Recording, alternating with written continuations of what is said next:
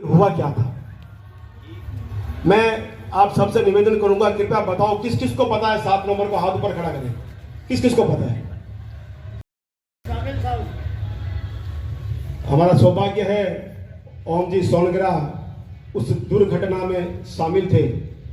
भारतीय इतिहास का एक वो कलंक अध्याय जिसमें ऐसे बहुत से के लिए हमारे पूर्वज काम आए हैं, गायों के लिए बलिदान हुए हैं, परंतु संघर्ष करके बलिदान हुए हैं। परंतु जो यह घटना 7 नवंबर 1966 को घटी, इस घटना में एक तरफा मामला था। निहत्थे गो भक्तों पर तत्कालीन हिंदू धर्म विरोधी सरकार ने गोलियां चलाकर, कोई आंकड़ा नहीं है फिर भी कल्याण के आंकड़े के अनुसार 1200 गो भक्तों संतों को काल कलवित कर दिया। और वो किसी भी अखबार में नहीं छपे। एक ऐसी व्यवस्था सरकार ने की, वहां पर इमरजेंसी लगा दी दिल्ली के अंदर, और जितने भी संत महंत वहां थे उन सबको जेल में डाल दिया। सिर्फ 4 शंकराचार्यों को छोड़ा गया। बाकी धर्म सम्राट कृपाल जी महाराज जो इसका नेतृत्व कर रहे थे, प्रकाश वीर शास्त्री, माननीय अटल बिहारी वाजपेयी, बलराज माधव, जैन संत सुशील मुनि जी, और अभी एक संत देवलोक हुए हैं हमारे, बहुत प्रखर विद्वान थे, उनके पिताश्री महात्मा रामचंद्र वीर इस आंदोलन के साक्षी रहे। जब शांति पूर्वक आंदोलन चल रहा था, क्योंकि पीछे का इतिहास बड़ी लंबा है, मैं शॉर्ट में ही बताऊंगा आपको।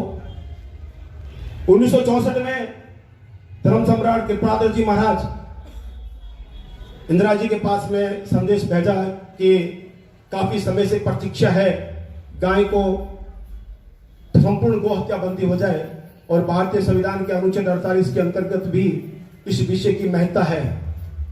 पूर्ववर्ती सरकारों ने यह चर्चा नहीं की, अब आशा आपसे आप करेंगे, तो इंदिरा गांधी जी ने उन्हें आश्वासन देती रही कि ऐसा करेंगे, हाँ करेंगे करेंगे। आखिर उद्वेलित हिंदू समाज और संत समाज उन्होंने निर्णय लिया, और सौभाग्य था हमारा उस समय तत्कालीन चारों शंकराचार्य, सभी पीठों का पीठाधीश्वर, महामंडलेश्वर आचार्य, महामंडलेश्वर, सभी संतों ने मिलकर पूरे भारत में जन जागरण किया। दिल्ली की सड़कों पर 10 लाख लोग 1966 में इकट्ठे हुए और शांतिपूर्वक आंदोलन चल रहा था। तत्कालीन सरकार को ऐसा लगा कि यदि आंदोलन ये सफल हुआ तो हो सकता है कि सत्ता भी गंवानी पड़े और हिंदू समाज जागृत हो जाए, क्योंकि उस विचारधारा के लोगों में जो उस समय सत्ता में थी, हमेशा एक दुर्भावना रहती है हिंदू के प्रति। उन्होंने अपने ही कुछ शरारती तत्वों को उस कार्यक्रम में भेज दिया, जैसा हमेशा फिल्मों में देखते हम। और वो उस समय वास्तव में हुआ जब आर्य समाज के, आर्य प्रतिनिधि सभा के रामचंद्र जी मंच से बोल रहे थे, कह रहे थे कि यदि सरकार हमारी बात नहीं मानती है तो हमें संसद के अंदर चलना चाहिए, संसद का घेराव करना चाहिए। इतना उनका कहना था कि कुछ जोशीले युवा संसद की दीवारों की तरफ चल पड़े, और उसमें वो तत्व भी शामिल थे जिन्होंने कुछ गाड़ियों को आग लगा दी, थानों के आग लगा दी, और वो बवंडर फैल गया। इंदिरा जी ने इसके लिए एक स्पेशल काम किया जो शायद आप किसी को नहीं पता होगा। तत्कालीन जो पुलिस व्यवस्था थी उसमें कई हमारे लोग भी थे जो चाहते थे कि ऐसा, उन्होंने स्पेशल रूप से जम्मू कश्मीर से एक फोर्स मंगवा कर रखी की थी इस आंदोलन को कुचलने के लिए। वो निर्दयी फोर्स थी और वो हमारे विरोध की फोर्स थी।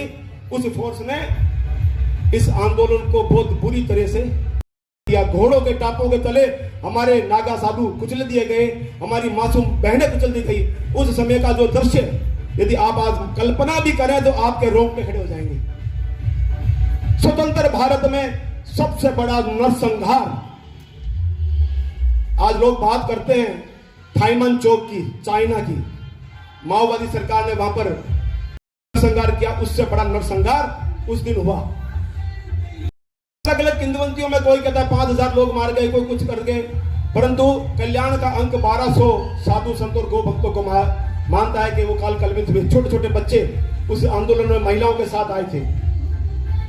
हालात देखिए, जो लोग उन घायलों पर मरे हुई लाशों को डाल दिया गया, वो बच सकते थे, उनको भी नहीं बचाया। तड़कों में भर के उनको दफनाया ताकि किसी को भी ना मिले। इतना अत्याचार उस तत्कालीन सरकार ने किया, क्योंकि उसकी सोच वही थी। जब महावीर जी त्यागी ने 1962 में, महावीर जी त्यागी ने 1956 में 3 बार एक ऑर्डिनेंस लाने की चेष्टा की थी, जो उस समय सांसद थे हरियाणा से, और नेहरू जी को कहा आप संपूर्ण गो हत्या बंदी का जो विचार है, महात्मा गांधी जी का विचार है, क्योंकि गांधी जी हमेशा कहते थे कि स्वराज से बड़ा गो हत्या बंदी का मसला है। पर तो सत्ता बनने के बाद में नेहरू जी ने कहा यदि आप इस विषय को लेकर आगे बढ़ाएंगे तो मैं इस्तीफा दे दूंगा। उस समय उनका एक आभा मंडल था, इसलिए सभी सांसद चुप हो गए। हमने सरकार से मांग की और लगातार मांग संघ की भी चल रही है, जिस स्थान पर ये घटना घटी उस स्थान को गोभक्त स्मारक के रूप में घोषित किया जाए। 7 तारीख को गोभक्त बलिदान दिवस के रूप में किया जाए। ये हमारी मांग वर्तमान सरकार से भी है, पूर्व की सरकारों से भी रही, और आशा है इस सरकार से कि ये वास्तव में इसमें कुछ बड़ा करेगी।